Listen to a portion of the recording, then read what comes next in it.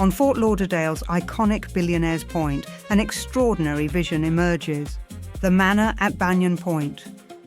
Envisioned by award-winning Affiniti Architects, this proposed village-like yachting compound transforms a storied 1.21-acre setting, once owned by the Anheuser-Busch family, into a private waterfront sanctuary. The property is framed by majestic banyan trees, approximately 520 feet of waterfront, including 303 feet of side-protected deep-water dockage for a mega yacht. Approaching 30,000 square feet, the architecture draws from Palm Beach tradition with refined Bermudian and Cape Dutch influences, guided by symmetry, grace, and connection.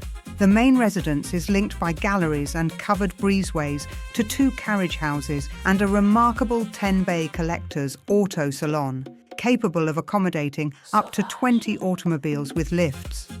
A discreet interior lane provides seamless circulation throughout the compound, with additional parking and access for guests, staff, and service. Intimate courtyards, shaded lanais, expansive terraces, and waterfront gathering spaces unfold throughout. A private world, entirely its own. The Manor at Banyan Point, offered at $80 million, where architecture, water, and legacy become one.